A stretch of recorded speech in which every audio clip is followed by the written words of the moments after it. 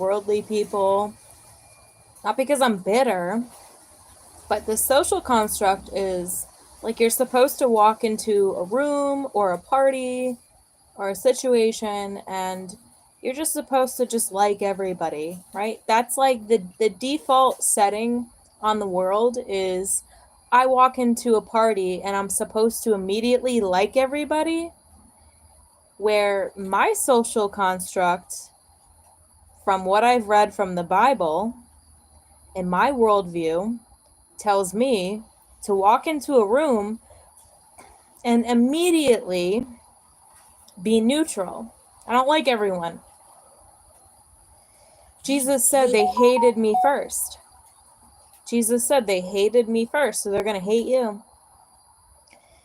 So my default setting is I walk into a party and I am neutral. Don't like anybody, don't dislike anybody until somebody gives me a reason to like them.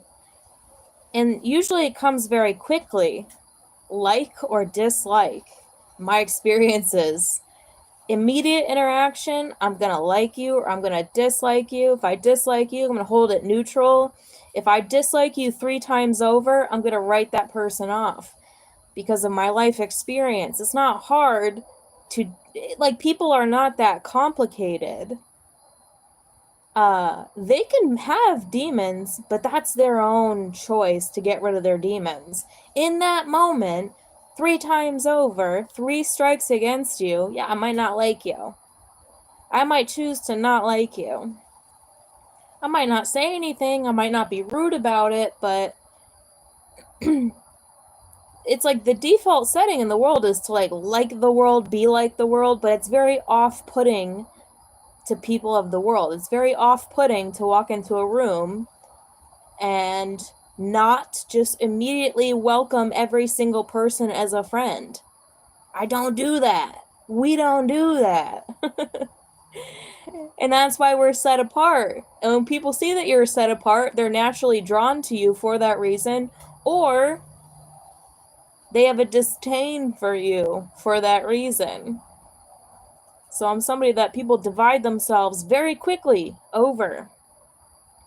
This is why people will say, oh, you're not like the easiest person to be around. That's not my fault. That's on them, dude. That's on them. People care way too much about what other people think. And those who don't care what people think generally have a good spirit in them. And it comes very quickly.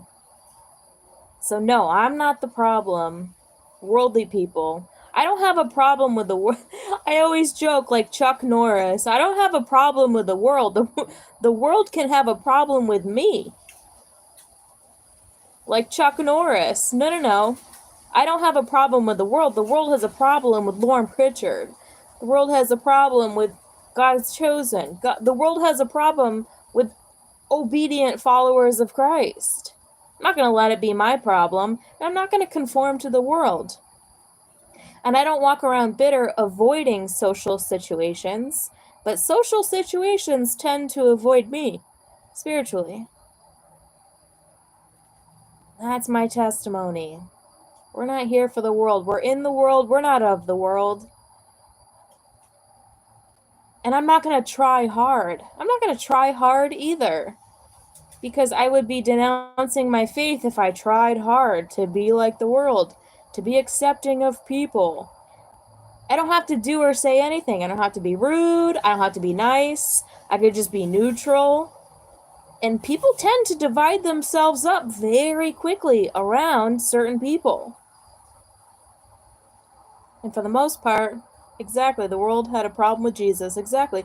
You know, and for the most part, I tend to stay in isolation. Isolation is not good, but we need deliverance from this situation, right? A huge spiritual deliverance from exactly what I'm saying. There's something salvageable about this world, and right now it's very entrenched in darkness. That darkness needs to be removed.